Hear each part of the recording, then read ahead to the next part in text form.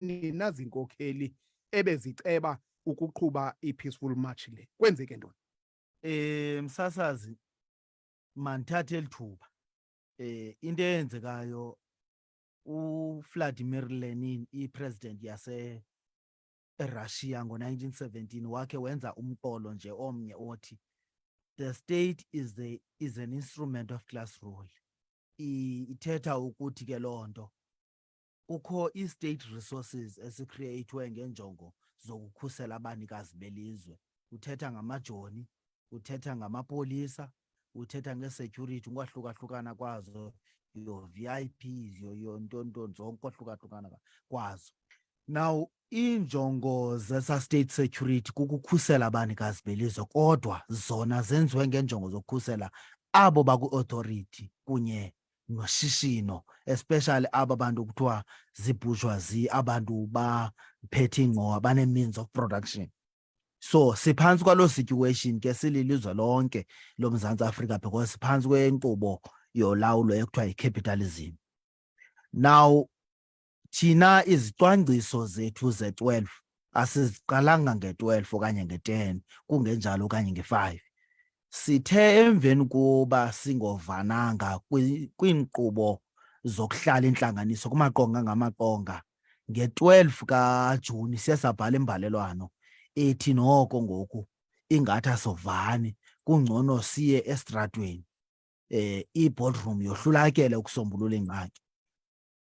Siye savumelana ke msasazi, senza nezinto ezifanelekileyo. Okokuqala, xa uza kwenza i-peaceful march kukho into ekuthiwa ngu-section 4 phaa kwi-constitution, umgaqo-siseko wase-South Africa.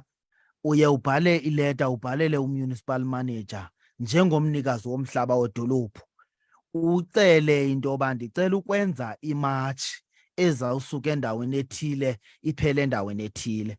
Loo leta sayibhala nge-19 kaJuni 2023. Salinda ke umthetho wayo ke laa leta funeka ulinde ilungiswe yonke laa section 4 engakapheli 7 days. Ithe yawuphela 7 days yokuqala saphinda senza i-follow up, yaphela ne-7 days yesibini, waphela noJuni. The xa ephela uJuni sacetyiswa ngamanye ke ngoku amapolisa asidla ngokusebenzisana nawo akwaPops xa sineentshukumo ezingolaa hlobo, njengoba siyakwazi ubizwa kuthiwe siyabizwa kunonyeento eMsintsana, siye sibaleka xa sifika abantu bayaqhankqalaza. Xa sifika ke phaa kuzawufuneka si-engejane noPops because nguye owedilishana public order. Now sane-contacts ke kuba ke singabantu abaqhela ukusebenzisana. Basicebisa ke into yoba xa ingahoywanga ileta yethu yaphela i-7 days yokuqala yaphela neyesibini, masingaphinde siye kwamasipala, masi-aplaye usection 5 of the constitution yase-South Africa, siye kumphathi wamapolisa aseNgcobo. Siyenzile ke loo nkqubo, ndizayinikela kusihlalo because nguye umntu endiye ndathi makayicoordinate ngokwakhe. Now emveni koba uaplayele loo nto ke nento ke ethi no masambe siye ematshini. Xa usiza kwenza i-peaceful march ke ixesha elininzi thina msasazi siba nexhala laba bantu banezitendi, aba bantu banebhizinesi ezizivenkile, iibhanka, iidepartment ezilapha edolophini. Siqonda into yoba kubaluleke kakhulu ukubakhusela aba bantu ngoba ngabantu aba esiphila nabo, kungenjalo ngabantu aba esixhomekeke kubo for survival yethu. Uba apha uzawuthi xa usenza intshukumo yakho uphazamisane neenkqubo zika-Home Affairs, uvalela abantu abaninzi abasuka kwiilali ezi-64 zaseNgcobo neelali ezisondeleyo eNgcobo abafuna ukwenza i-ID nezinye izinto ezixhanyulwa kulaa department. Now kufuneka uqinisekise into yoba xa uza kwenza intshukumo yakho mabakhuseleke abantu bakho, your banks, your shops, your hawkers. Senza ke imbalelwano.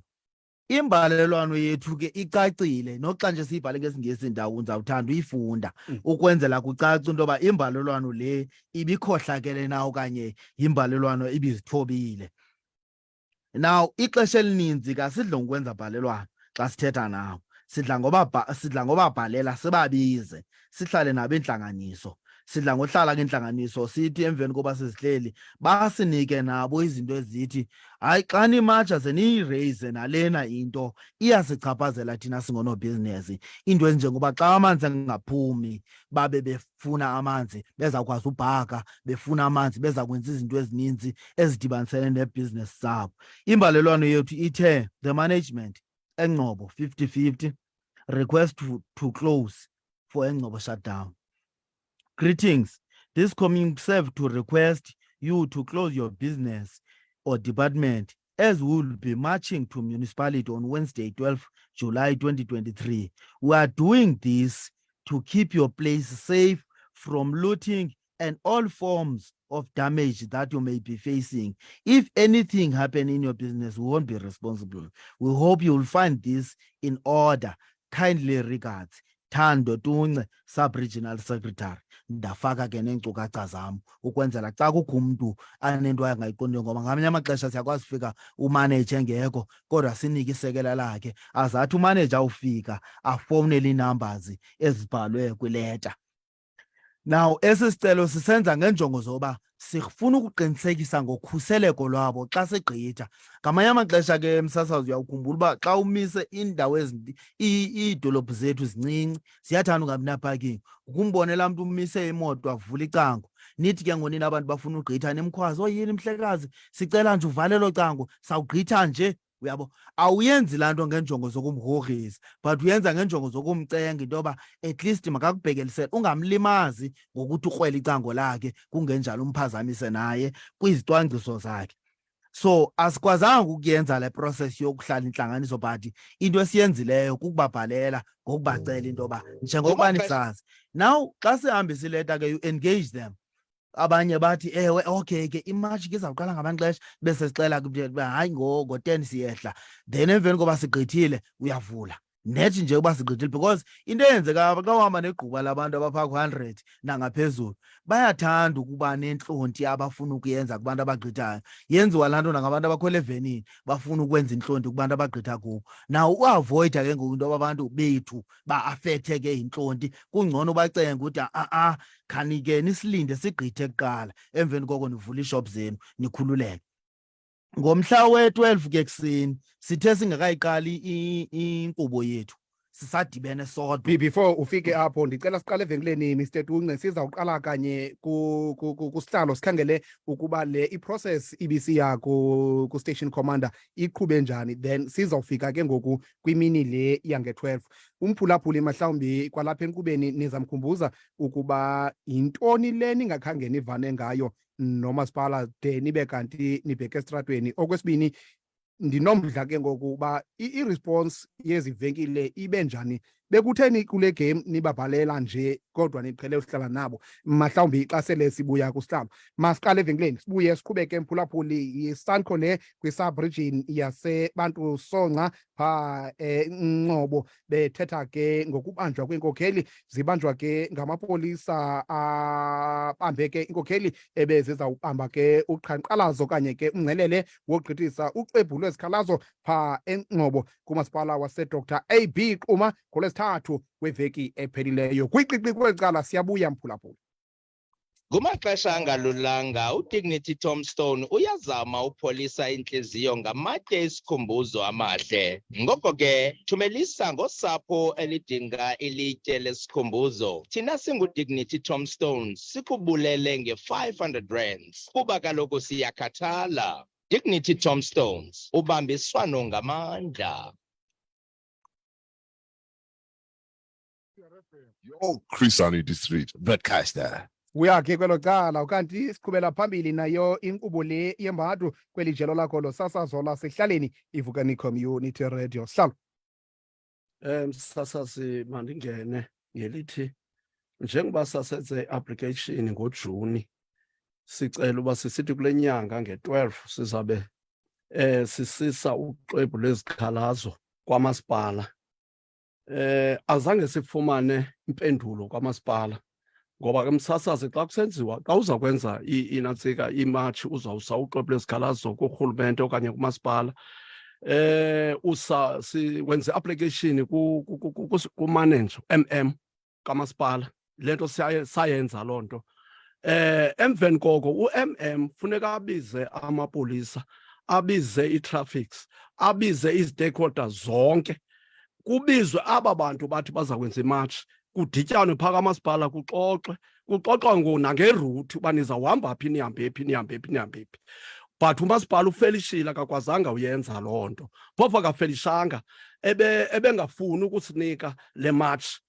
Kwade kwayimpumelelo ke ayinamsebenzi ke sibone uba yeyi ziyaphela iintsuku kufuneka sibheke endleleni siza kwenza kanjani sithi xa sihleli ke nonobhala siphume kwinto ethi hayibo make sifonele umastishi make ndifonele umastishi ndimfonele umastishi ndimfumane futhi efonini mastishi ndiyakucela ikhona into ngubani umastishi nobhala umastishi waphi umastishi waseNgcobo utata usali emapoliseni u-station command walapha eNgcobo utata usali athi ke hayi kulungile athi ke masidibane ku-4 ngoLwesine ndithi ke mna athi seyitshilo ndithi hayi bendicela ke ndikunike isihloko sale nto ndibe sendingena ke into yoba nobe siyenze i-application yento yematshi kwamasipala umasipala ke ngoku akabuyeli kuthi futhi uyabonakala uba kayifuna futhi sesisiva ngokuthi akuzubakho matshi umasipala uyala nayo le nto eli xwebhu lesikhalazo uba masiyoligqithisa kuye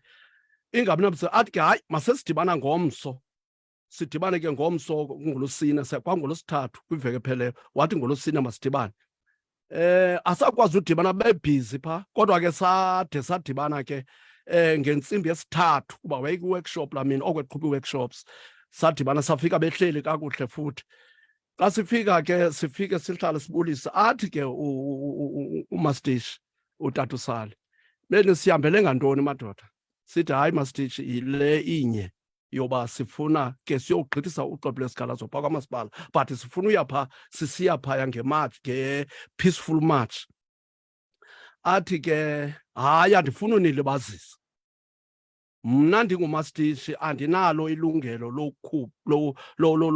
lothi imarch mayiqhubeke imarch mayingaqhubeki umasipala umnikazi wedolophi nguye umntu onothi imarch mayiqhubeke umasipala wenu ke akavumi imarch mayiqhubeke zangabe sifihle nosifihlela wathi umasipala akayivumi le nto uba kuba nematshi kutsho umastishi utata usali sithi hayi bo besimbhalele nje uthi ewe benimbhalele kodwa akavumi uba kubani le matshi ayivumelekanga le matshi uba yiqhubeni siqonda uba masingabusaqoqa kakhulu sithi hayi siyabulela mastishi kodwa ke sizawuke mhlawumbi sizama ujonga nezinye ii-ofisi ezingentla mhlawumbi uba singenza njani hayi ke siyifowune ke sithi xa sidibane ke namagqwetha athi amagqwetha hayi ukhona usection 5 usection 5 uthi umastishi unelungelo loninika imatshi but ezi route azawunika zona zixhomeke kuye yena mastishi nguye ozathi hamba napha niyofika kwamasipala nifike nigqithise ipetishini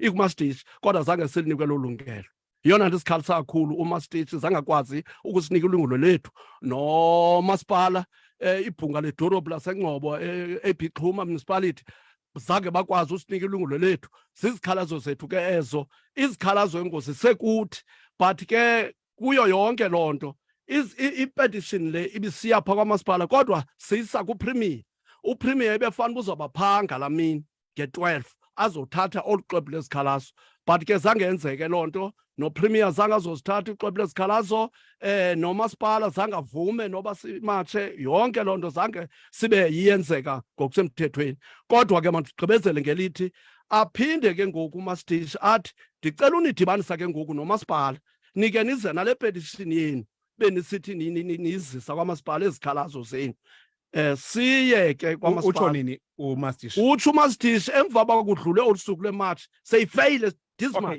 sizawufika apho kuloo ndawo sihlalo nobhala 073-849-1740 mphulaphuli wevukani community radio sikusondeza ke kwelo cala ukuze ukwazi ukwenza intatho nxaxheba kuyo le inkqubo namhlanje ndithe i-response yezi venkile benizi-engaja into yoba mazibe kanti ziyavala de nigqithe kuzo ibe njani kutheni le nto nizibhalele ningakhange kule igame nihlale nazo njengoko niqhele ukwenze njalo okubaluleke kakhulu nokhumbuza umphulaphula ukuba zintoni ezi zinto beningakhange nivane ngazo nomasipala de nibe kanti nifuna ukubheka estratweni nje usewungena ke ngoku into yoba kwenzeke ntoni ngosuku lwangolwesithathu i-12 kaJulayi 2023 ngokubanjwa kwenu?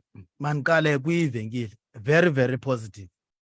Ngabantu esiqhela ukusebenzisana nabo, ngabantu abadla ngosincedisana. Ngamanye amaxesha siyakwazi uyapha sithi kukho umntana oshota ngento ethile nento ethile nento ethile. Ngoku recently besise izihlangu zesikolo, isikolo sasemasono abesiphaya eNgcobo, sasincediswa kwangabo novenkile. So ndithetha ukuthi ngabantu aba esiqhelileyo u-engagana from time to time. Bathi iza kwenza, bathatha ngobuza iza kwenza ngola hlobo iqala ukwenzeka ngalo, sathi thina ngola hlobo iqala ukwenzeka ngalo. Nethi nje sigqithe siyofika kwamasipala yi-open savana yangabi yongxaki. Kutheni le nto sibabhalele ngoku singakhange silantu ke sihlala intlanganiso kunye nabo? Imatshi yethu ibe sekuqaleni kwenyanga. Umthetho wethu March savumelana into yoba mayihle iyoba phaa nge-17 ukubheka phambili 18 ingabikho ngeli xesha legrant. Now intlanganiso yethu bekumele bihleli nabo around i-3 to 5 kule game, so that sikwazi uba sifike nge-12 sesithetha intanga, sesithetha ilanguage enye. Qha ilishwa loloba imatch yethu ibisondele kwiintsuku zegrant. Asirhaleli ke ukubaphazamisa abantu, because xa sizawubenza babe nomsindo izawubangela into yoba singakwazi ukusebenzisana. Si-avoida ke le nto yoba singabikho into yokungasebenzisani. Bendirhalela ke xa ndizongena kwizinto ezibangela into yoba sibe asovani nomasipala ndifike kodwa kulaa mhla wo-12 kuqala, ukwenzela xa ndisihla na umhla we-12 ndicacise into yoba kwenzeka ntoni. Ngomhla we-12 umsasazi sidibene ekuseni as 6:30 to 7. Sibambalwa ke injongo bekuba sawubonisana sideployana ba ngapha nangapha nangapha kwathini. So sise phaa 7:15 sivumelana into yoba unobhala makathenge ama-battery speaker, because ispeaker esiqaphela into yoba asikhali asinama-battery. Then enye yesibini ndivumelene apha nomnikazi we-internet cafe esimsebenzisa kakhulu into yoba makathi ebetha u-8 abe sevulile ngalaa mini, because ndirhalela ngo-8 ndiprint i-memorandum, because i-memorandum iselapha kwezi zixhobo sizisebenzisayo, your laptops, your phone, ayikabi your hard copy. So sivumelane ke ngelithi sawudibana ngo-8. Now xa usuka ke ngokule ndawo sidibene kuyo igaraji kufuneka uhambe kwilayini edlula ngase-Speedfit uya ngase-Nduspa, uyonqumla ke kwii-containers uya kule ndawo sizawuprinta kuyo. Xa ndihamba ke ndihamba no-Mr. Siqhamo Mkhondweni, sisendleleni ke sithe chu sibuzwa ke ngabantu uba hayi bo niqala nini, hayi bo kusekusasa amadoda saqala ngo-10 kodwa yibani ninyuka nani uba nizawusijoyina. Hayi ke sithe chu ke abantu bayasincokolisa ke abantu ume noma sibe ku-stop and go.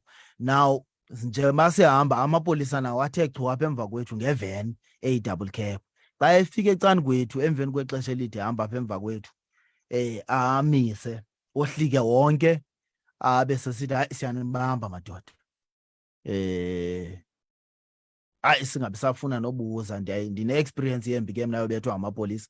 Ndiqonda andifuni uba ndiwacaphukise mhlambe kungake kukhala inqindi. Sivulelwe umnyango singene, sihlale evenini izulazule nathi, iveni apha edolophini izulazule nathi for ixesha elide, izulazula nathi, manimisa ngaphi manimisa ngapha. Kungabani ixesha? Kubanjwa wena nabani? Kubanjwa mna noSiqhamo Mkhondweni kungo-7:30. Okay. Imatshi izawuqala ngo-10. Akukabikho matshi seyiqhubekeka kangoba nathi sihamba sibabini, asihambi nabantu baninzi. Now the engagement ebeniyenza nevenkile beniyenza ngelaa mini? No, siyenze on Monday nge-10. Nayigqiba? Sayigqiba nge-10. Okay. Sisize ereyidweni nge-10 ebusuku sesiyigqibile engagement nevenkile. On Tuesday there are nothing is happening. Qha kukho nje abenza i-follow up to say thina siyifumananga ileta, kutsho kuWhatsApp. Then ke mna days we run out of i-hard copies. Into eza kwenzeka now that ndithethisa kuWhatsApp ndakuthumelela apha kuWhatsApp, athi umntu ke as long as bandinayo ndizawukwazi uthumelela abaphathi bam abaserhawutini kwaba nevenkile ezine-head office ngaphandle. Now ndenze lo exercise on the 11th. Sidala segqithile. I-exercise esiyenze nge-11th yeyokuvizithela oonozidendi. Oonozidendi ke balapha kuthi ke iinkokheli zabo sikwangabantu abakhokhela abakusawo. Now sivalelwe ke sihlale kapha evenini jikeleze nathi ekugqibeleni ke ide yofika nathi e-police station apho siye sayobekwa khona ityala logrogrisa nolokuphembelela udushe. Ngeli xesha kungcoliswa iminwe yethu ke sisithuwane sisenziwa yonke laa nto babuze into yoba sitheni ispeaker singakhali. Sibaxelele uba hayi ispeaker ezi besisayosithengela amabhetri, yiloo nto bangani basingakhali. Hayi ke kuthiwe kwakha ke idlule ke leyo. Mhlawumbi ingabani ixesha ngexesha ke ngoku niyotshajwa? Kungo-8. Okay. Yeah, because ileta le yokutshajwa ithi nditshajwe 8:25. So le ngeli xesha kuqitywa yonke laa nkqubo it was 8:25. Now emveni koko ba efumene into yoba ispeaker sinengcangi namabhetri siqhubekeke kwenziwe zonke ke izinto ezenziwayo, then ke siyongena eziseleni ke ngo-8 apho sifike sajongana nemeko embi kakhulu umsasazi endikholela into yoba incedile ingaqhubi imatshi because besizawushiya izinto ezininzi ngasemva. Indlu le abantu bavalelwa kuyo abatyholwayo ngezo zityholo batyholwa ngazo, mhlawumbi abanye behlelwe ngabayelenqe, ingaphantsi kunale sikuyo. Ine-toilet ekumele uba iyaflashwa, ngelishwa leya ayiflashwa because akukho manzi ukuyiflasha. Now abantu bafike bazithume kugqunywe ngengubo, bazithume kugqunywe ngengubo. Sihleli kweso sifuthu imini yonke yangoLesithathu umhla we-12 sivaleleke kuloo nto. Sathi late wafika umastishe engumntu ozongathi ubona izisele ke mhlambi udla ngokwenza loo nto yokwenza iround. Sacacisa into yoba hayi isixakene nento apha sikwazi nokutya okutya sikunikiweyo because kukho eli vumba linganyamezelekiyo apha, and ke kukho abantu abayiqhelileyo kwimeko yapha abantu ngeli xesha imbi ngolaa hlobo ahamba yayozithuma kube wesi ke ngoxa igqiba ukwenza loo nto. Sajongana naloo meko. Iwari yam is that abantu abahleli phaa ngabantu abangafunyanwanga benetyala ijaji, kodwa imeko yapha ibonakala ngongathi kum bagwetyiwe because awukwazi ukufutanisela abantu nelindle endaweni ngolaa hlobo. Sahlala nalo ke kwade kwasa kwayimini elandelayo wabethu 8 lo wabe sifike ngayo ngezolo. Sahlala kwayothi phaa ngo-2 sabona zivulwe izisele lawubethiswa edongeni icango. Kwathiwa khululekani madoda, umcimbi wenu uxoxiwe, uxoxwe ngasentla, yaphelela apho. Kutsho bani? Kutsho amapolisa amathathu ebeyosikhulula. Sithe xa sidlula ngase-charge office kwakhona elivelayo phaa lathi xolweni bhuti libhinqile, kuthiwa ke nizawufowunela. Sathi hayi no akho ngxaki. Sahamba ke sakhululeka singabantu abakhululekayo. Now phambi koba uqhubekeke Mr. Tunce, khange niye phambi komantyi xa sibuya evenkileni masikhangele loo nto into yoba khange nyhani na nibe kanti niyavela phambi komantyi.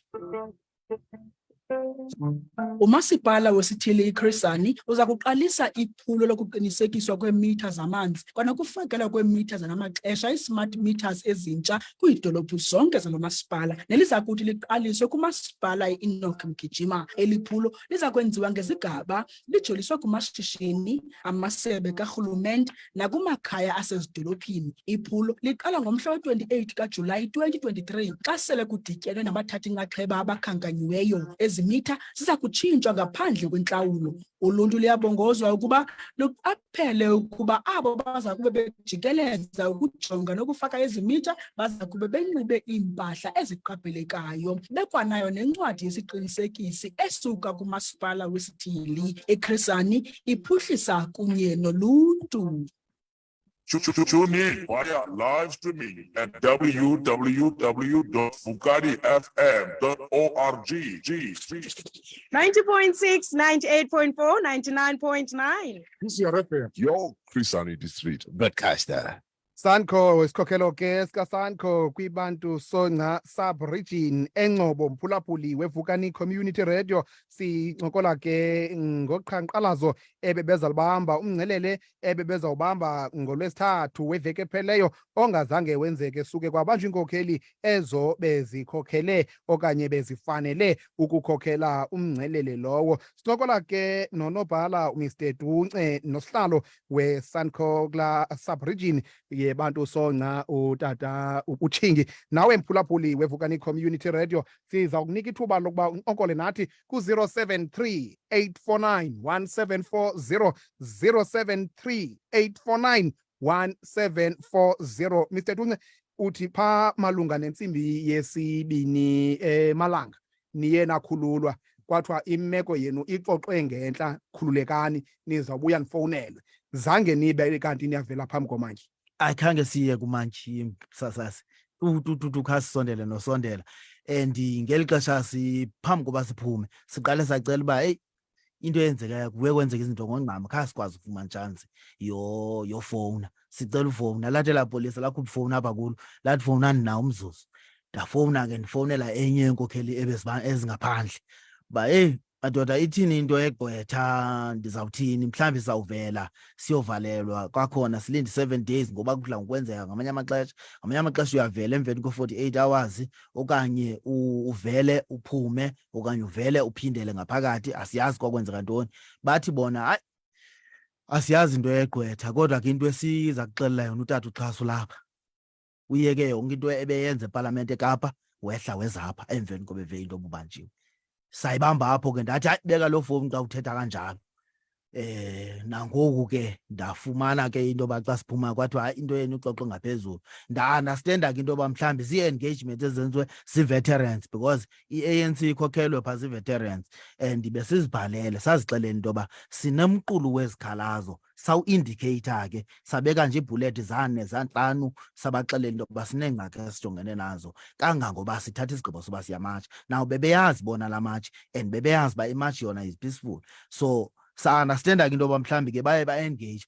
But msasazi ndiyafuna ubuyela kwinto ebendiyithethe ndisavula amazwi obulumko like ndiyaxakeka uma ndingawabeka kanjani, but ngamazwi awayethethwa nguVladimir Lenin.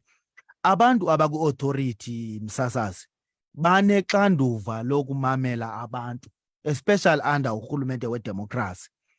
Abantu abavotelwe ngabantu bamele kukulawula ngentando yabantu, but ilishwa abantu siye sithi sakubakhetha baye babe namandla namagunya awusogqithileyo, singa-understandi into yoba yintoni kanye lesiyenzileyo ngokubavotela sibabeke kwipower, because bekungekho sizathu sonto yoba apha uthi xa abantu besithi banesikhalazo ungababizi uhlale phantsi nawo ba-engage, but ube uthembele nge-resources into yoba hayi oba bakhe baqala ukuthi ndizabafaka emlilweni, ndizabathumelela ngamapolisa babanjwe. Andifuni uwafaka amapolisa ungathi like ingxaki yawo le, ndifuna ukuthi mna amapolisa bethunyiwe uba mawenze laa nto.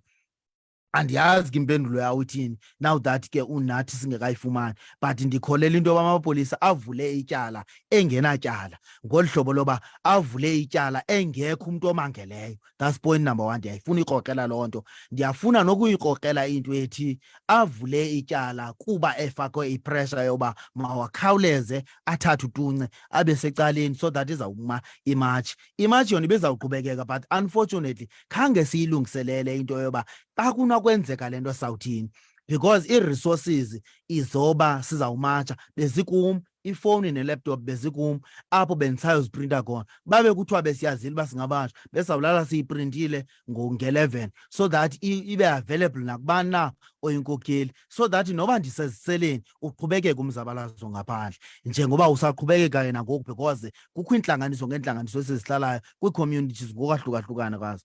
Ilishwa ke esilifumana apha yeyoba abantu esicimba noba bazawusisombululela ingxaki okanye sawusombulula ingxaki kunye nabo, bona basombulule ingxaki ngokwenza ezinye ingxaki. Izolo bekuzalwa utata uMandela ohloniphekileyo ongasekhoyo, wangamphefumlo wakhe ungaphumla ngoxolo.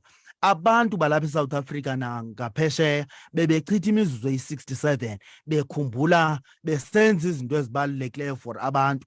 Urhulumente okanye umasipala waseNgcobo uchithe i-67 minutes esilwa nedemokhrasi equthubeni, apho utata uThembi Nkosi Butshingi ongu-chairperson kaSango angu-ward committee khona kufike kwaxelelwa laa community yayimvotele esidlangalaleni kwaphakanyiswa izandla laphuma phambili igama lakhe ucelelwa la community yakhe into yoba uyagxothwa uyakhutshwa ngumasipala uba makabe ngu-ward committee. Cinga u-ward committee akaqeshwa ufana noceba, u-ward committee akaqeshwa unyulwa ngabantu, zizandla zabantu ezimbangela into yoba makabe nguyo gavnishayo. Ukhutshelwa into yoba makayeke uba ngu-ward committee because uthi abantu baseQuthubeni banengxaki yokungakwazi ukufikelela ezindaweni ngenxa yendlela embi. Ibhrorho yaseQuthubeni elowuda ilali ezinjengeQuthubeni, ilali zonke zaseQuthubeni uyophuma eSilindini, eQebe, eSitholeni, eSundwana, kuManzimdaka, eGubenge, bonke abantu phaa banqumla kulaa bhrorho. Laa bhrorho iyayexa sekunqumla umntu ohamba ngeenyawo, ibekiselaphi xa kunqumla ibhasi ezi-kgs ezininzi elayishe abantu abaninzi, imiphefumlo emininzi. Urhulumente akanaso isicwangciso soyilungisa laa bhrorho. Intlanganiso yethu yokugqibela sayixelelwa loo nto, kodwa ixhala lethu leloba mhlawumbi yawuba nalo xa kunawuthiwa kuwe isithuthi phaa kwaze kwasweleka abantu, but yimiphefumlo yobani ekufuneka iqala iyosweleka phaa phambi koba kuqale kulungiswe ibhrorho. Now urhulumente uthatha isolution ethi ngala 67 minutes yena uzawuhamba yolwa nedemokhrasi eyayenziwe ngabantu baseQuthubeni. Now benirhalela ke ezingxaki sizireyizayo singavumelani nazo nomasipala ziphakanyiswe ngosihlalo njengoba sikhokhelwe nguye. Gqaba sihlalo sawuya kumphulaphuli weVukani Community Radio. Sizawuqala ke kodwa kumapolisa sive ukuba aphendule athini wona kwimeko yokubanjwa kwenu nasekubeni nibe kanti nizibona ningakhange okanye nizibona ningaphandle, kuba ke aphendula amapolisa kwingingqi le yaseKrisani. Mhlawumbi sihlalo ungaqala kule ndawo yokuba kuyophakanyiswa igama lakho lokuba wehle njengo-ward committee, kwenzeke ntoni? Mandikhawulezise msasazi ngelithi njengoba usiva apha siyathetha sithi apha makulungiswe indlela ezilalini, kulungiselelwa abantu, apha makubekho amanzi ezilalini, abantu funeka besele. Apha kule ndawo siphila kuyo funeka uthi uzuba ufumana amanzi uqala uyongena ejele, amanzi uzawufumana ejele uze ufumane impilo engcono nethi ubukele ufumane impilo engathi bhetele, funeka uqala ubheke ejele. Ayikho apha ngaphandle ezi zinto. Sithi makulungiswe indlela, makufakelwe abantu amanzi, abantu abamkelwa zizindlu, i-disaster abaphephethekelwa zindlu, abanye badilwa zindlu kulo nyaka ungapha lupheleyo nakulo nyaka kupheleyo nakulo nyaka abakakompenseyithwa nanamhlanje. Abantu ababadilwa zizimizi babe bango-homeless, basengo-homeless nanamhlanje 3 years bango-homeless, abahoywanga tu ngurhulumasipala tu, akho nto abahoye ngayo. Abantu bahleli kolo sizi, sesifane nathi sibanike oko bafake into phakathi kwempumlo. Kunzima msaza, zoyi-20 ezawadi kubolile, abantu abanandawo zohlala, abantu badilelwa zizindlu. Uthi xa uya kwamasipala usithi heyi disaster, aba bantu kuthiwa hayi siyeza okuba besiza kulo nyaka balupheleyo nanamhlanje basakunceda aba bantu. Zezo zinto ezi beziphakamisa zona tata msasazi. Mandingene masose ndigqibezele kule nto ithi kukhona le lali, ilali yase Jongana nemike le ukwenzela uba uzawuvakala kahle. ilali yaseThorha phaya koXonya apho amakhwenkwe ebebethana phaya ibulalana phaya. Kwafowunwa nge-10:30 kuthiwa yeyi kucela i-ambulance. I-ambulance ayafika, kwathiwa kucelwa amapolisa ayofika phaa nge-1:30.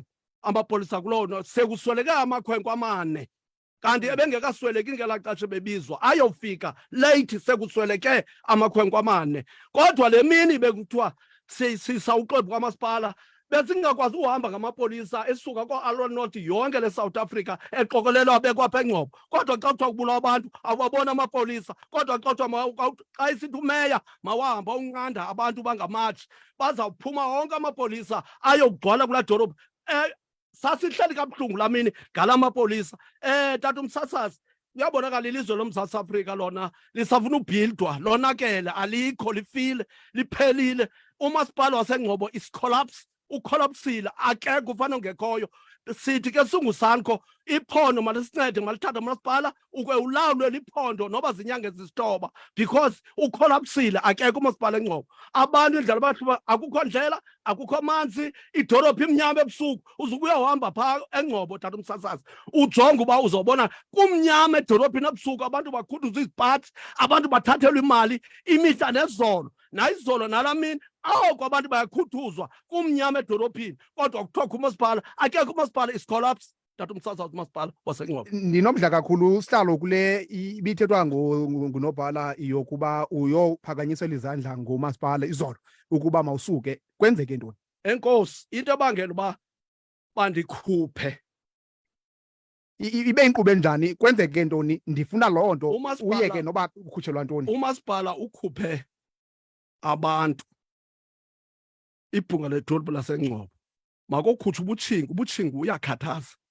ngoba usoloko esibiza indlela esingazi uba sawuzithatha phi, esibiza amanzi esingazi uba sawathatha phi, amanzi esisoko xa sithetha sithi sizawuzana amanzi, esibiza sithi masilungiselele abantu abadikelwe zindlu esingaba sayithatha phi because yonke le nto sinathi sinikwa liphondo. So mna ndibethelwa into, in fact uward committee uthulela into yoba ze kungabikho ndithetha, abafuni umntu ubabuzayo. That's why bejikela petition mayingayi kubo. Abafuni umntu uzawuthi ufuna indlela, abafuni umntu uzawuthi ufuna amanzi, bafuna nje ubuye nqaniwe nqani uthi uyofa uyathanda.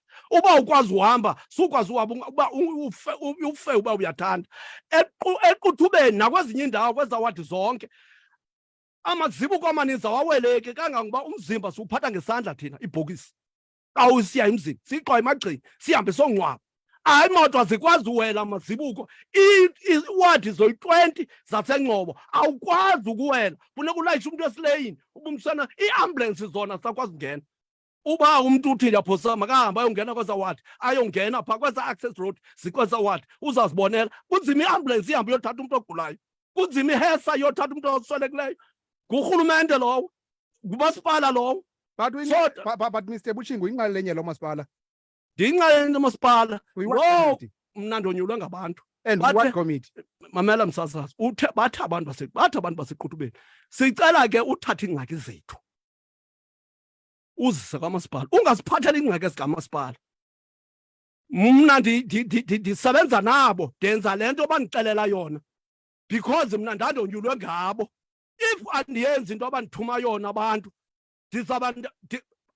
bazandothula nangawuphi umzuzu.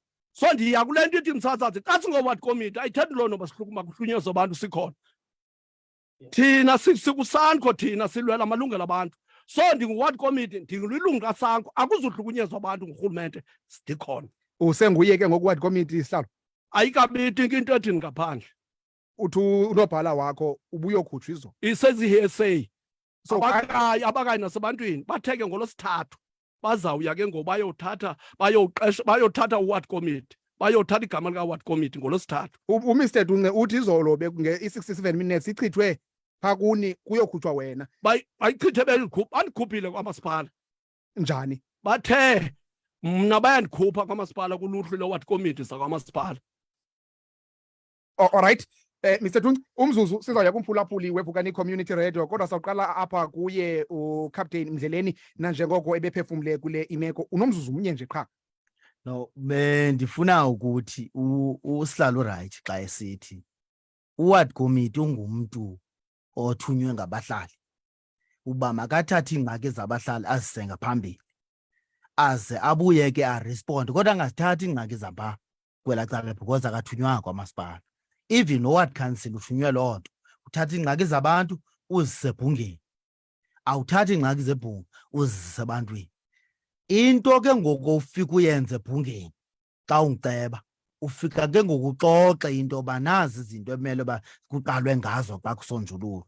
Uward committee ke ngoku akangeni ebhungeni, awukwazi ke ngokuthi laa mntu uyinxalenye kamasipala because akangeni ebhungeni, akanalo nelinye iqonga apho anikezwa khona ipower for into yoba makahlengahlengise ii-priorities kwi-IDP and so on and so forth. So usihlalo urayithi xa engu-ward committee othunywe ngabantu aze athi xa abantu besithi ibhorho yaseQuthubeni yashukuma izawubulala abantu aye komasipala athi masipala ibhorho yaseQuthubeni yashukuma izawubulala, sanulinda kude kufa abantu. Because into embethisayo ubethelwa loo nto, ubethisa into yoba esithi sanulinda kude kufa abantu uze nezisombululo iingxaki zabantu. Xa usuka eNgcobo usiye edutywa uthi xa ungena kwihlathi laseNkobongo ufika imithi idibene idibene apha phezulu. Kungavela inkomo ikubulale, kungavela umuntu akhuphe isibhama akubulale. Now kuyawuthi izisuswe laa mithi kuqale kuphume umphefumlo womuntu. Kukho idini esililindileyo elizawuthi mhla lavela kumaphephandaba wonke wase-South Africa kuthiwe ufele phaa, kuthiwe ngoma iqala ususwa laa mithi. Xa uyiraiser in a meeting situation akukho mntu uyikhathaleleyo loo nto, ngoba akukho mntu mhlawumbi uzawubhenefitha, because at some stage ezinye izinto ufika zi-attendwa because izawukhona umuntu ozawutyiswa. 073 849 1740 073 849 1740. Masive kuwe olwakho uluvo mphulaphuli weVukani Community Radio. Kodwa ke phambi kokuba senje njalo sikusondeze emnxebeni nakwicala lethu loshicilelo lukawhatsapp sinemizuzu mibini phambi kwentsimbi yeshumi, 2 minutes to 10. 073 849 1740. Masiqale kuCaptain umama uNamhla ephefumla ngokubanjwa kweenkokheli zikaSANCO eziquka noMr Tunce lo sikunye naye enkqubeni. Amapolisa aye afumana ingxelo ye-protest march eye aplayelwe e-peaceful ngalo mhla ukhankanywayo apha. Eneneni ke emveni koko bavuke bamonitarisha imatch le gathering, and where bafumana igathering eyenzekayo kwidolophu leyo. Okokuqala kuyafumaniseka into yokubana i-application le yaye peaceful march okokuqala zange protest zange ibe iyavunywa ngumasipala, kodwa ke yaqhubekeka kwanyanzeleka into yobana amapolisa aprotest akhusele i-protest march ezabakhona. Uthe besenjalo besamonitarishile ke i-situation apho baye bafumana kukhona i-gathering, bazama ukulandelela ke apho bukhona baye bafumana abarhanelwa ababini abebephethe i-loudhailing be-intimidator kwikono business around the town.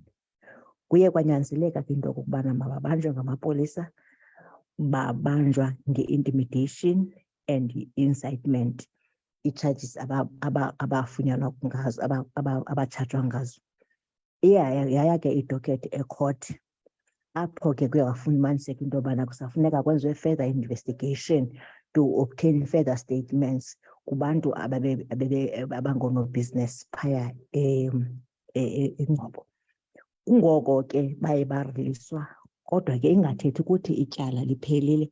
Baye bariliswa for further investigation elizawuthi ke ngoku kwawugqitywa uphandwa kuthathwe i-statement ngokwaneleyo libuyele ke ngoku idocket for i-decision kamtshutshisi. Ityala ke ngoku lisaphendisha bona abantu bangaphandle ngenxa yento yobana kusekho uphando elisafunekile liqhutywe ngamapolisa.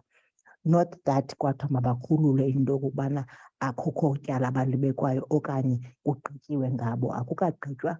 Koko ke ulilungelo lobana umntu xa ngabana kusaqhutywa ukuphandwa abe angaxoxa engaphandle. Enkosi. Captain umama uNamhla kumapolisa weChrisani lowo mphulaphuli weVukani Community Radio sikwintsimbi yeshumi. Mr Tunce uthi uCaptain Mdleleni nibanjwe kwi-gathering ebeniyenza ni-intimidator, ni-inciter ne-violence. Ni-intimidator i-business, ni-inciter ne-violence. Sinamangqina angaphezulu newaka. I-gathering yethu besizawuyenza ngase-express garage njengoba isitsho nakwi-social media, siyikhuphe yonke indawo. Ndoba sawudibana ngase-express garage, simuve from there siye kwamasipala, sihamba nge-main road.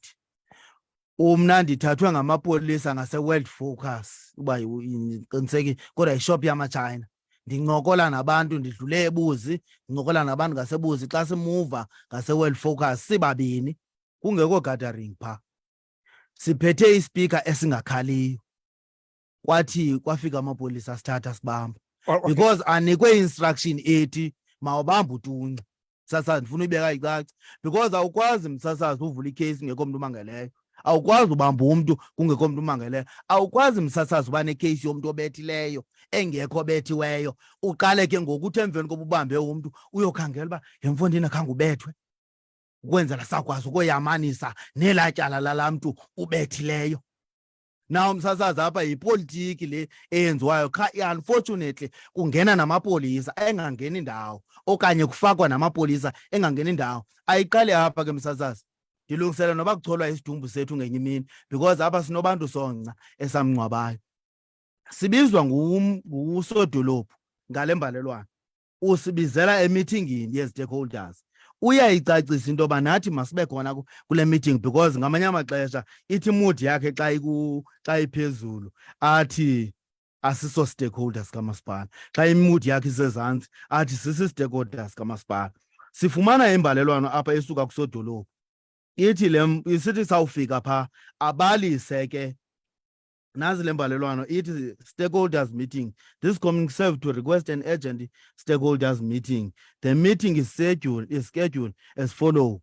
Time 2 o'clock, date 6 July 2023. Venue Dr. A.B. Xuma, local municipality. We kindly apologize for any inconvenience this may cause.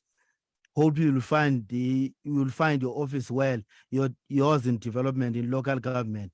Councillor S. Zanga, Honorable Mayor. Sibaleke siyofika ke kule ntlanganiso ke ingcamiseke ngolo hlobo.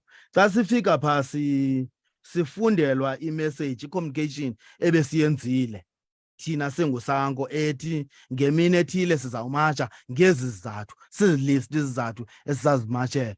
Sinikwa i-24 hours kulaa ntlanganiso sibizelwe ngusodolophu uba masidelete la message siyibhakilileyo, sidelete all our communications, sogqiba sipronounce into yoba i-shutdown okanye imatshi has been stopped, ayizoqhubekeka. Sinikwa i-24 hours into yoba masiyenze loo nto okanye kowubona uba kwawuthiwani ngathi. Wayelapha kunye nawe usodolophu wathi ayikho ngolu hlobo uyithetha ngalo. Usodolophu watsho ngolo hlobo. Ndandingahambi ndedwa entlanganisweni. It's unfortunately that uba ingase kufowuni umuntu ngoku owayekhona kulaa ntlanganiso because phaa okokuqala kwafuna ukhutshwa i-Isango. I-Isango was part of the meeting. Ifuna ukhutshelwa because of i-Isango iraise into yoba kutheni le nto sibizele entlanganiso into zosirogrisa.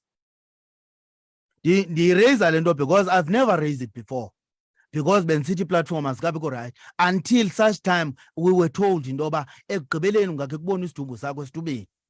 Because ezi zinto awuzokwazi uba bekwenzeke ntoni kuqala. Silungisele into bayazi uba usodolophu ukhe wasibizela entlanganisweni eyasinika i-24 hours uba masidelete all our communications. Sicommunicate into yoba asina shutdown. Sinayo i-shutdown, sizayiqhuba imatshi yethu, uqhankqalazo lwethu sizaliqhuba ngenxa yezizathu zabantu baseNgcobo. Usihlalo akayithethanga ngamadoda anamakhosikazi nabantwana. Sirhalela uhlala emakhaya nathi nabantwana bethu sifane nabantu babeli, but sisuswa ezindlini zingxaki zabantu, asirhawuli mntu stratweni. Akukho msebenzi sakhe samrhawula sathi anihlukunyezwa napha emsebenzini wakho, no. But ngabasebenzi abava ngalo bave ngaye nalo ove ngamnye beze kuthi kulaa ndawo sidibanela kuyo eofisini yethu bazise iingxaki zethu, sizibhale phantsi. Emveni koko sibhalela abantu esicinga noba bayachaphazeleka. Ngoku recently nothi kudala ngomgqibelo lo emveni koba besizama umatsha ngoLwesithathu, ngomgqibelo usihlalo ufikelwa ngabasebenzi bakuyi abasebenza e-All Saints abenza amadami. Bayazixela iingxaki zabo. Ndithi sihlalo ndisawe ngoba kaloku bendiseziseleni safuna ndikhe ndicoce umzimba.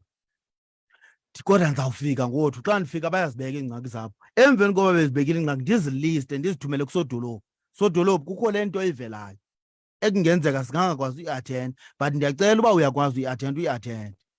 Wathi kusodolophu no, I'm on it.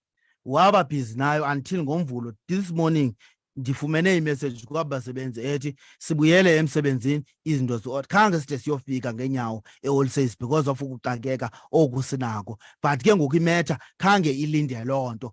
Attend ngusodolophu, fortunately nguye. Now zikhona iingxaki esizidlulisayo kubantu abarelevant bangazisombululi. Sithathe inyathelo ke apho njengaleyo uba sizaqhubeka nematshi, sizawumatsha and izikhalazo zethu sifuna ziyofika ku-Office of the Premier. Zingekafiki izikhalazo zethu ku-Office of the Premier, imatch is on. 073-849-1740 sizayivala mphulaphuli we-VCR FM sisondeza wena emnxebeni, sikusondeza ke nakushicilelo luka-WhatsApp nankumphulaphuli kweli cala esithi yebethuna umasipala i-Dr. A.B. Xuma iinkokheli ezipha azikwazi ukhokhela abantu, into eziyenzayo zifuna uhluthisa izisu zabo. balwa nedemokhrasi nyhani.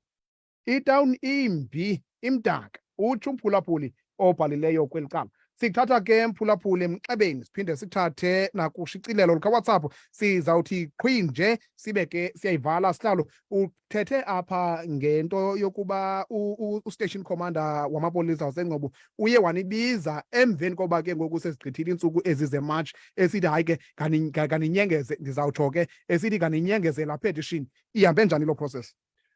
Enyanisweni tata umsasazi usibizile wathi uzasidibanisa nomasipala. Asifika umasipala wathi umeya sicela ke nindinike ke le petition. Sithi hayi asuzuyinika wena, sibhalele upremier le petition. Nina sanincama last of class sabancama because nina nikwazi usebenzela abantu bayahluphekile, abantu kunzima, udlakadlaka kuzo zonke iwadi, akho wadi ibhetele kunenye. Sithi sanincama ipetition yethu tata umsasazi ngeliphandle iya straight kutata uMabuyane. So kwabakho i-meeting phakathi kwenu no-station commander nosodolophu initiatwa ngu-station commander yokuba niyogqithisa le petition emva koba usuku lweMarch selugqithile. Yes, injalo. Uthi uyenzela ntoni le nto u-station commander kuni? Ndibona uba ke bathethene nomasipala okanye nomeya, yindlela besibethwa ngayo. Okanye masibe ngodlobo. Ndithe mos unfortunately angenile amapolisa deep ku-politics zaseNgcobo. Kuthiwe make sure akuqhubekeki March, but avoid into yoba mayiqhubekeke beyond i-petition masiyifumane, so that we respond to i-petition. Sithi go to imedia sithi sirespondile ku-petition. Mhlambi ke bacima nowa u6 wethu uthatha kade noko la 6 sinaye noko une-certificate, 6 wakudala unamandla, siyakwazi ubona xa umuntu esenza dom. So siye sayinqanda ke loo ntlonti besiyenziwa. Because even ngeli xesha kusithiwa umasipala akayivumanga eMarch, u-station commander ufike kulaa ntlanganiso waqala ngaloo nto into yoba unamandla ukusinikeza iruthi, unamandla ukusinikeza ipemiti. Even naye uKenneth Mdleleni mhlambi angayithetha loo nto, because section 5 yawavumela u-station commander into yoba makasinike ipemiti xa singayinikwanga ngumasipala. So involve amapolisa, unfortunately. 073-849-1740 sijonga umphulaphuli onothabe kanti uyangqopha kulo mhluzi. Emva koko siyivale mphulaphuli weVukani Community Radio. 073-849-1740 073-849-1740 nokujonga ke ukuba zinomhluzi kangakanani zona izikhalazo ezi iSANCO ezikhokheleyo ethi ikhokhelise zona kuyo yonke le meko yaseNgcobo. Ngeli xesha Mr. Tunce xa siye kuvaleni ubulapha nosodolophu uthethe kakhulu nge-forensic report othi yonke le nto isukela kulaa forensic report. Usithi olu gqushalazo lungaka nokuvalwa kwenu ngendlela oyibona ngayo isukela kulaa forensic report. Fortunately ke ndinayo, ndizasinika ithuba because zii-pages noko eziliqela, ndizasinika ithuba ndithi go through yona ngexesha elifanelekileyo, then ndikwazi ke nam ureflecta kuyo. Kodwa kwezi ngxaki zaseNgcobo zonke nijongene nazo, nithi community ijongene nazo, nicinga ke ngoku ukuba yintoni isisombululo okanye yilaa ntetho usihlalo beyireyizile apha isithi lo masipala wase-Dr. AP Xuma mawuye phantsi kwe-administration? Not exactly, but sicimba noba upremier need into yoba makaqala afumane i-attention yezi ngxaki esikhoyo apha, then ibe out of i-analysis yakhe emveni koba sizothulile iingxaki esijongene nazo. Athi ke ngoku ingapha kwamandla leni meko. Apha sidlalo besithethe umsasazi besithethe ngendlela zaseNgcobo ezimbi zonke kangangokuba zizindonga. Kukho ilala engasayekiyo at all. Yabona xa usuka eNgcobo edolophini usiye eMjanyana ubrentshe kuMbhekeni, awusoze uyofika eMjanyana. Nasi kufuneka uthathe indlela eza kuthatha into engapha kwe-3 hours. Le nto ibithethwa ngusihlalo kwezalali ziphanga ezantsi, oThorha, Mjanyana, eCobosi, Ponya. Kwezalali pha uyakwazi uba ufowunele iambulensi ngo-10 kusasa, uthi emveni koba uyifowunele iyofika yona ngo-2 emini. Sekude kwenzeka nenye into ebekumele uba yenzekanga because khange lufika uncedo. Now i-situation ke yapha imbi kakhulu. Now une-forensic report as well I-forensic report xa ivulwa phaa introduction yayo ithi kukho indlela eziyi-18 ezithe xa zisenziwa kwatyiwa imali. Zenziwe zingenziwanga ngolu hlobo loba kukho abantu abarholileyo babhatalwa for zona but zona zingenziwanga. Now that i-budget yayincinci from i-National Treasury, kwathiwa ke ngoku makwenziwe indlela eziyi-7 ibe ngu-phase 1 lowo. Out of ezindlela ziyi-7 zenziwe kwafunyaniswa into yoba imali engange-11 million ityiwe. Then kukho indlela ezishiyekileyo eziyi-12 kunye ne-stadium ne-bus rank. Ngu-phase 2 ke lowo. Utata Bantu Songca Sub ekhokhele uSanco njengo-chairperson kwiimatch ebeziqhuba ngo-2015, 2016 kuye kwanyanzeliswa ukuphandwa kwale forensic report. Le forensic report iphandwe ngutata uXhasa esekwakhokta apha ephondweni. Wasweleka utata uSongca unfortunately ngo-2019, kodwa ngo-October 2019 wasweleka ngokudutyulwa wabulawa. wasweleka wadutyulwa wabulawa engena egedini yakhe emzini wakhe. Ngo-October ngo-2019 safumana lo mqulu. Sekukhona nathi ke ngoko basifumana lo mqulu sayithiya i-sub-region yethu ngoba yiBantu Songca. Sifumana lo mqulu siwamkela ku-MEC wakwakhokta ngelo xesha utata ohloniphekileyo uXolile Nqatha. Wasinikeza lo mqulu. Kwathi emveni kobe sinikile lo mqulu sawujonga sathi sodolophu implementa lo mqulu. Wakhala ke esithi kukho abantu kufuneke babavulele amatyala, zininzi nje ingxaki acima noba zambophelela xa yena ulandela lo mqulu. Ngaphandle kwale ngxelo ebeyinike enkubeni kule veki pheleyo ethi lo mthetho usezandleni zomthetho, lo mcimbi usezandleni zomthetho. Kodwa kwakule veki pheleyo uye wayicacisa into yoba kukho izinto phaa acima noba zizamsokolisa kakhulu, zizamphazamisa because kuthiwa makavulele abantu amatyala kwakulo mqulu. Then esithi iprocess yomthetho leyo ebayisileyo emthethweni. Ewe, ungakhe uyibeke nangolo hlobo. No, nothi mna yena utshilo, ndithi utshilo. Andikhumbuli kodwa kuthi uthe into ayikhalela yoba ezinye zezinto ziyambophelela, zifuna avule namatyala, avulela abasebenzi bakhe. So yingxaki ke leyo ajongene nayo yena embangela into yoba ngam-implimenti lelantuka le forensic report. No, it's on record. Ne-recording yangalamini singayifumana watsho wathi isemthethweni kwaye ke ngumthetho odilishana naloo nto. Ndithetha into ebeyithetha ngelaa xesha benikunye kwiveki epheleyo. So yintoni ke ngoku i-way forward kwezi ngxaki nayo yonke le meko nijongene nayo? Sikholela uba ingafika kwi-office of the premier. Mhlawumbi le nto ukuba yayisuka ephondweni ingakhe ibize nabantu abayifaneleyo because phaa ephondweni yayiziswa ngu-MEC wakwakhokta. Usekhona u-MEC wakwakhokta noba naye nguyanga lo wayezisile, kodwa ke mhlawumbi yena angakwazi uyilandelela into yoba what is to be done. Sikholelwa kanjalo. Sihlalo masivale. Msasazi manditsho kubaphulaphule ndibulele kubaphulaphule ngeli thuba silifumeneyo apha. Endithi ke zonke ezi zinto besizithetha apha msasazi okokuba simachaphethu siyacengacengana norhulumente okokuba makulungiselelwe abantu bekuhlupheka kurhulumente wedemokhrasi, kurhulumente wenkululeko. Abantu nabo mababonakala uba bakurhulumente, baphila kurhulumente wenkululeko. Ngaloo mazwi msasazi ndimandibulele kakhulu.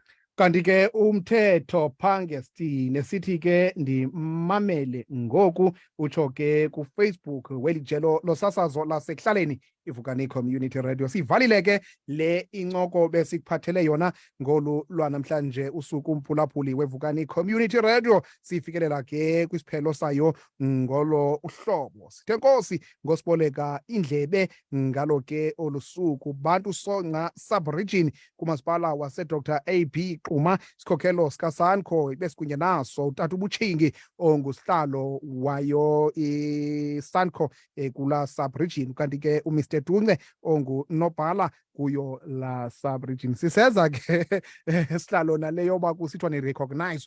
Phofu ke sasive ngani nisithi kukho abantu abathi hayi abantu abaqonda bengathi kuthwaliswe nje indiza umnqwazi.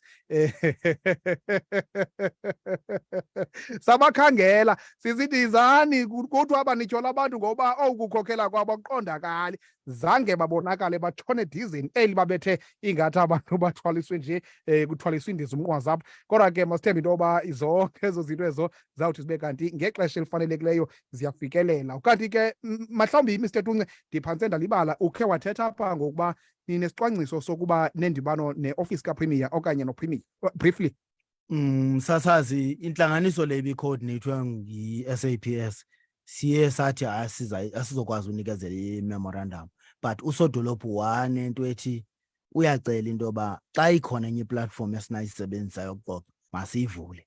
Sathi thina no asisikhabanga, kodwa ke ipetition yethu bengasazi kuye, sasimnikezile ichance. Cinga ileta yayigodola usuka nge-12 kaJuni kude kuyobetha i-12 kaJulayi, kwileta ingahoyanga kanti umuntu usene-interest yophinda ahlale athi makusombulule ingxaki. Wathi ke hayi ingxaki uPremier unomdla wokuza azohlala phansi azixoxe izingxaki, ngoba kwezinye indawo akabizelwa petition, ubizwa azoxoxa asombulule ingxaki ezikhoyo. Sathi thina noko asiyikhabanga leyo into, ingaba singabantu abamoshayo abangafuni unqandwa xa sinawude sithi sinikwa leyo opportunity siyibaleke. Sathi hayi makasincedise ke to facilitate loo nto. Savumelana ke ngomhla we-21 kaJulayi, which is uLwesihlanu lo. Ngoke ngomso uLesine sizawudibana thina zonke ilali ezinengxaki ezazisifakile kuthi nezazingazifakanga, sidibane siconsolidate so that sithi sisiya ngoLesihlanu kuPremier sibe noko kungekho nto siyishiya ngaphandle. Nidibana phi noPremier? eNgcobo okanye nenyuka nibheke ebhisho? Sidibana naye eNgcobo eNew Council Chamber, besivene ngalamaxesha kusaza o-8 no-9 kanje, ukwenzela mhlambe ngo-11 babe nabo bekhululeka besiya kwezinye indawo. Ngange ndibe impukane ke ndiyothi ndizivele. Nkosi kakhulu, siyibambe ngolo hlobo ke le incoko mphulaphuli weVukani Community Radio. Sigqibile oko besifanele ukuba siqwalasela kona namhlanje. Besiqwalasela ke kwimeko ethe yabe kanti yenzeka yokubanjwa kweenkokheli ebezifanele ukukhokhela iMarch pha eNgcobo kumasipala waseDr AB Xuma. Phulaphuli weVukani Community Radio yaphendula ke inkonzo yesipolisa ukuba kwenzeke ntoni ngokungqamene nayo le imeko. Kuthiwa ke ityala alingomafutha baseza uphinda bafowunelwe kusaqhutywa uphando. Phulaphuli weVukani Community Radio. Qonqololo lo umcimbi okwakaloku nje. Enkosi kakhulu kuzo ke inkokheli zeSANCO kwiBantu Songca Sub Region. Nkosi nakuwe mphulaphuli we-VCR FM ngoku siboleka indlebe ngalo eli ixesha. Kufanelekile ke ukuba xa kunjalo sibe kanti siyayivala